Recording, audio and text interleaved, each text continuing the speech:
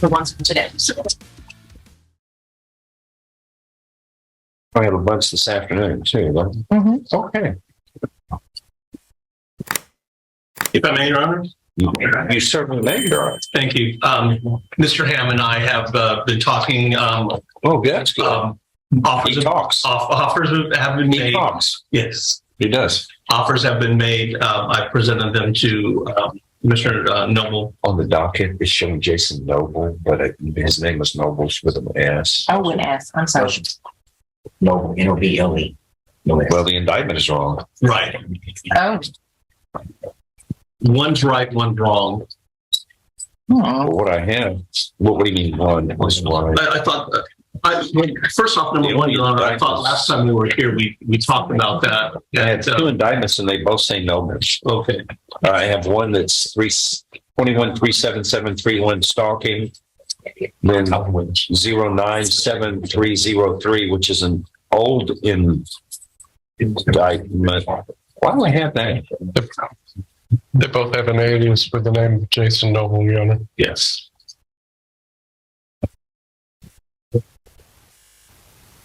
I'm sorry, say that again. It has an AKA. Your Honor. That's correct, Judge. It has Jason Noble, AKA Jason. And the aliases there correspond with the priors as well, Judge. So state would opt to leave it as it is. What is your birth name? Jason Gregory Noble. Noble? No, Singular, like without an S. Okay. So this 097303 is a disposed of case, I guess? Which one, Judge? 097303, or is that an old case that's pending? I have a copy of this indictment. 097303. Is that a prior conviction? Yeah, it must be, Judge. Let's see. It shows here on the other indictment. Yeah, it does. Well, line was added on the top. But anyway, the issue is we're dealing with 21-37734 all the way around, right? Say the, I'm Yes, sorry. 37734 Yes, sir. is the indictment. That's one of them. Now, Yes, sir. he's charged with stalking, third degree felony. But the problem, Wow. Why isn't that? that's a real problem for you, is that you've got, among other things, a paragraph which alleges the 2001 conviction of arson out of the court next door. Judge, I think that's the second case that I just. And then let me just finish this thought, and on the record there, after that became final, it states you committed the felony of aggravated assault and were convicted of that in 2010 in this court. Because you are familiar to me. I remember people's faces, certainly, even though there's been thousands. But here you're looking at habitual felon status. So if all of this was found true, beyond a reasonable doubt, you were looking at no less than 25 years up to life imprisonment. Most serious. There is another indictment? Yes, sir. Okay. Was that handed up recently? That was a crime alleged after he was out on bond on the one that Your Honor just went through. When was he indicted? The indictment date, Judge, is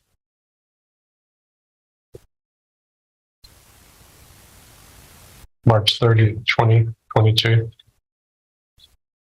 For aggravated assault, family violence, it is habitual because of his priors.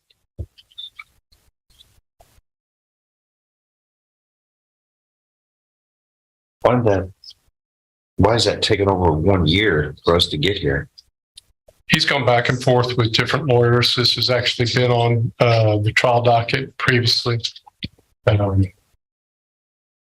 I've just been working with his new lawyer to try to resolve his issues. I know it's headed back to the trial docket. That would be correct, Your Honor. As I stated, Mr. Hand has offered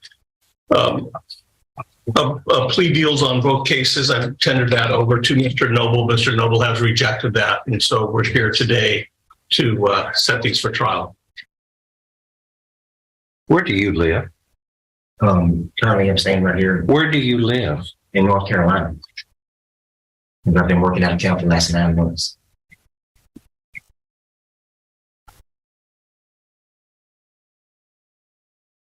No, almost 100,000. I have 6261 Dave Street. Is that where you lived? No, sir.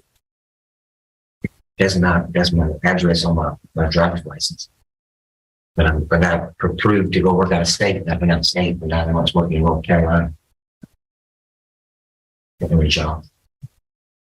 Where did you live? That was my current address there, but now I live in North Carolina. I have a different address. When you lived here, where did you live? 6261. That was your... Yes, sir. That's my driver's license in here. Well, correct me if I'm wrong here. I'm looking at court order dated January 5th of 2022, year and a half ago, where you were ordered to be on house arrest, GPS device, can only leave home to go to work. Right. Right. And I got it all straightened out between my bondsman, my word, and I called you. And they all got straightened out, approved me to go out of state. It took a little bit of my bondsman. That's not my question. I was about to ask you. So That was on January 5th of 2022. This indictment here, 22-39595, where you're charged with another family violence event, a first-degree felony, with those 2 prior felonies of arson and then aggravated assault, which puts you in a habitual felon status. This indictment alleges that on or about March 17th, 2022, that you caused bodily injury to Kim Lee Knighton.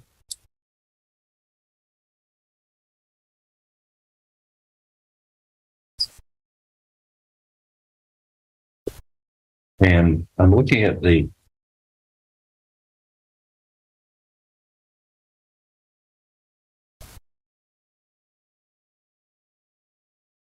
affidavit for arrest that was filed on March 17th, which states that the Port Arthur police were dispatched to 2865 62nd Street in reference to family disturbance, not 6261 Dave Street, where you're supposed to be living and were ordered to stay. That it was learned that you assaulted your stepmother. Returned from work and began drinking. Victim said you and he got into an argument. He went into the garage, breaking things, being aggressive. I mean, is that where this happened, or where did this happen? You're correct, Judge. It happened at that location there, Mr. Knighton's place on 62nd Street in Port Arthur. Is that right? yes, sir. Okay. I thought I had a court order that said that here it is right here. You would be on house arrest, can only leave home to go to work. Must have a GPS device. Your Honor, if I may. I'm not privy to this information because this is information prior to my coming on board. Mr. Noble would probably be a better person to address that question to you rather I than want to me. know what happened on my court order. Go ahead. I got with Shorla Woods. I got with Shorla when and she got it, apparently talked to y'all and talked to my husband and got it approved and everything. If I got moved or anything like that, I think the house was what do you call it? House arrest. Was been gone. It's been lifted for a long time. It's been gone a long time. I couldn't go, so I wouldn't be able to go no anywhere.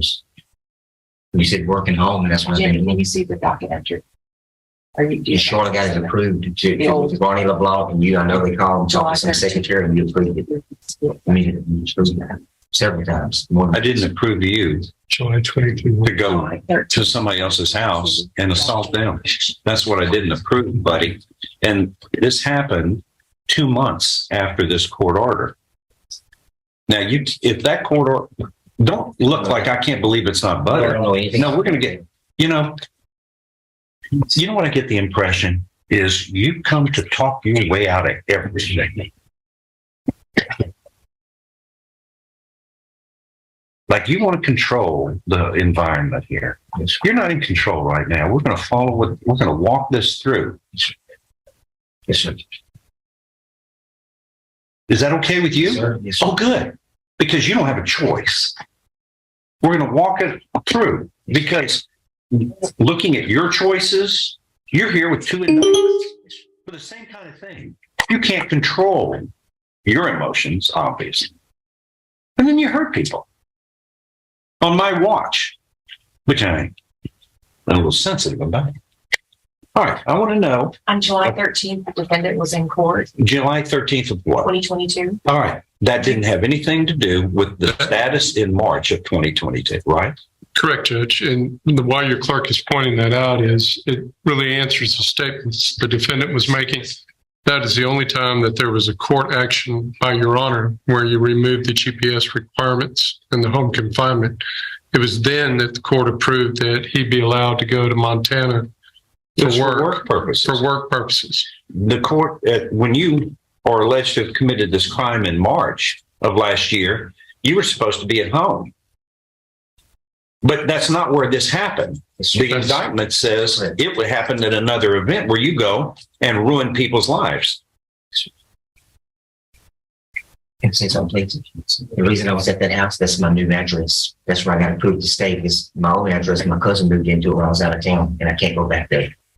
So I got approved to Shorla and my bossman to go to my mother's and my stepmother's house, and that was my address. That's where I live. When I come in, when I got to go to court, that's where I come in. When was that? When did I approve that house? Was it Shao? I mean, that was. I know within of 2 months. I know of no official action where that was done, Judge. And within 2 months of when I made this order. if I may, Judge, if the defendant is going to continue to make these kind of statements, I'd like to have him sworn in so I can use it. Your Honor, may I take a moment and just talk to my client? I understand where you're going to, and I don't think that he's on the same page as where you're at. But I understand. I'm certain he's not. Right, but I understand where He's you're not in the same book. right, and I understand where you're coming from, and I would like to take a step back, talk to him, and give him the opportunity to think about what you're talking about, not what he's thinking about. Well, I just want to get to what the facts are here. This whole thing is just don't like things not being in order properly, and I don't like the name not being right. I don't understand how that's just, I think that may have started long ago in Galveston County, but accuracy is, I'm very sensitive about that. Yeah, go ahead. No, I just, at this point in time, I just apprised Mr. Noble as to what your position was and where his position was so much more different, and he understands the. No, I just, so is on his behalf from the defense, is it y'all's position that at the time of this event, No, Your Honor. he was living Well, that's what he just said. I 2865 sickness. He was confused. And He wasn't. well, I mean, I can't speak for him. I know. back then. You're going to represent him, Right. and I trust you. Right. And what I just did What you just did, I'm interrupting, you lied to me. Because I am looking at the probable cause affidavit that has your address, not only of Dave Street, but after you were arrested in front of the magistrate, you told them you lived at 6261 Dave Street. Your bond that was posted on May 17th shows from your bondsman 6261 Dave Street. You just lied to me. Your bond is revoked. You were taken into custody. Your Honor, if I may, just Yes, sir. if I can say just one thing. As you know, I don't stand in his shoes. But based upon my discussion with him, he was confused about that portion. I don't think he intentionally lied to you. I'll be the fact finder on that one. It was pretty obvious. He was insistent that he had a right to be there. That's where he was living. But this whole file shows otherwise. Yes, Your Honor. He lies. And we relied on certain statements when we fixed the bonds. But if it's determined that those statements are false, the court can correct. But to get in front of me and lie like this at this stage, when you're looking at habitual felon status, is pretty foolish. And to try to pick the court's pocket, as it were, about our orders. I know what our orders are, but thank goodness everybody files affidavits at the time of events so that if someone attempts to try to sleight of hand the court later, like you just did, then we can go and find out what the facts are. Yes. But you were living at Dave Street. That's what you told the bondsman. That's what the bondsman told us. You were living on Dave Street. That's what the magistrate you wrote in your application, and the magistrate signed it. And that's what the indictment says, that you were living on Dave Street. The point of the matter is, if I can't trust you when I ask you questions that are important concerning the materiality of these bond conditions, and if you're not straightforward with the court, you pay a price. And your bond is revoked. You lied to this court. That's just the address that I have on my. Yeah, keep talking. Go ahead. You've done so well. No, would you just let me? That's this address that I have on my driver's license. That's it. I've never changed it, but I've got it approved to running, and I never go anywhere without them let them know. Maybe something is in your ears that you don't. I don't live. Yeah, but on March 2022, where this indictment says you assaulted a person at 61st Street. Yeah, on 61st Street, which is Port Acres. Yes, that's right. You clearly told us all, well, I was living there. That was my house. That was where I was. And you had proved me to live there, which I don't see, but you were at house arrest. You were home arrest except for work.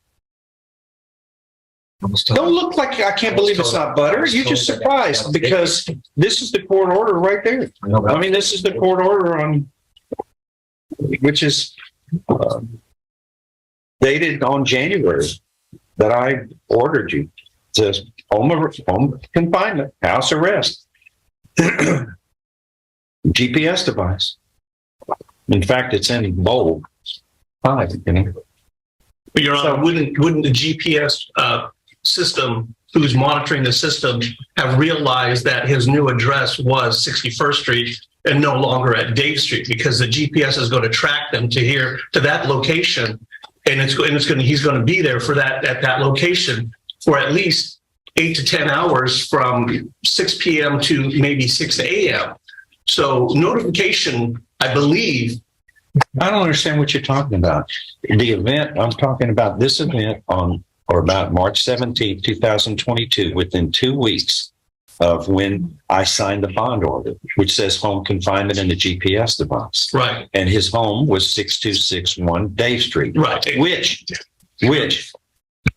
at this event that y'all are trying, I understand. you get in trouble. No, You're trying to sell to me No. that he was living at It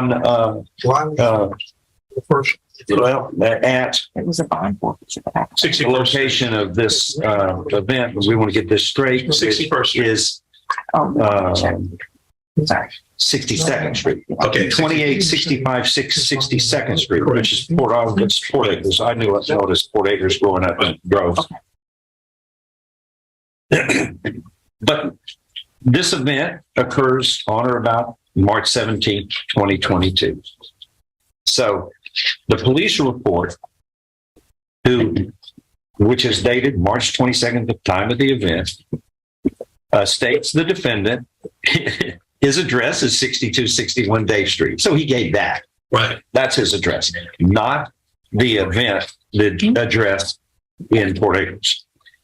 Plus, let's see, when he posts, he goes to the magistrate on 3/18, Judge Pash,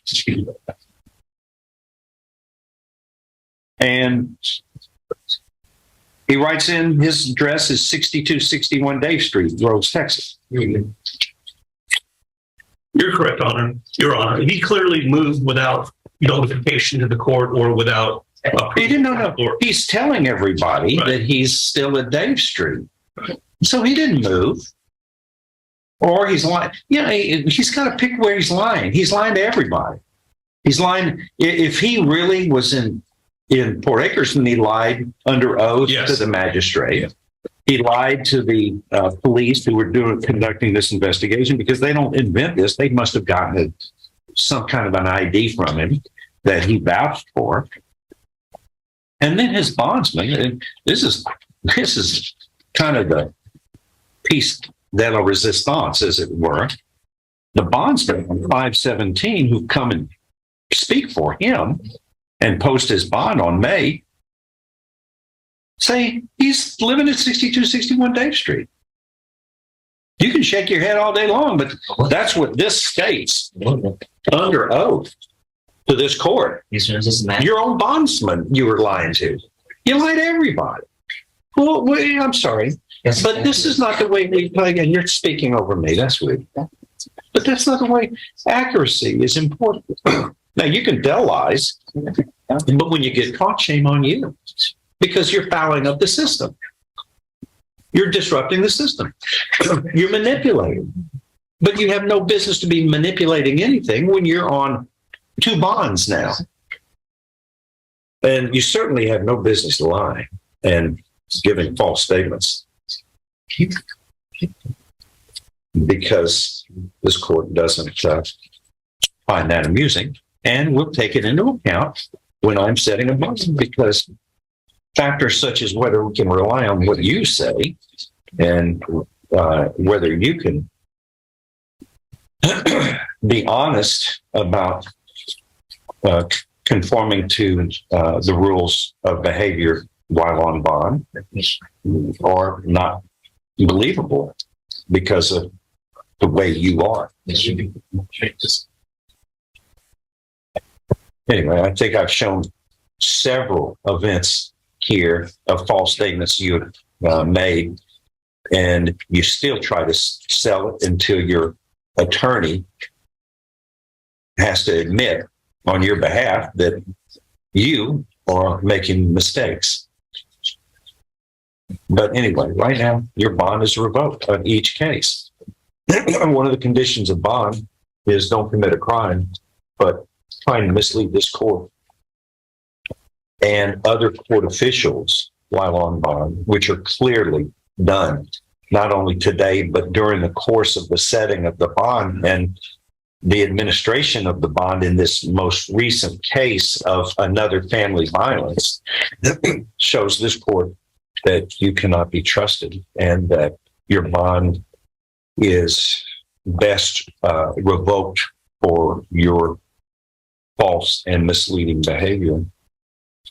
I certainly will always reconsider on new information, but I'm not sure what he can. I trust you. I just don't trust you. And you have earned the distrust that this court has. Statement of saying, No, you've been quiet. Judge, I've been researching all the questions, and there have been no emails received from Charlotte showing any changes, which she would do. It's her routine and habit and practice. So nothing changed there. But the point is, but from on March 17th and the events around March 17th, which are within 2 months of the court setting the bond in the first case and the bond conditions, where home confinement, it is obvious that he was not in home confinement based upon the reading of this data here. Not only is he not not only is he misleading as to his statements concerning his residence that he tried to sell was at the location of this new indictment, which is in a different city from Dave Street. But that what he told the court is completely different from what he told police who investigated the case.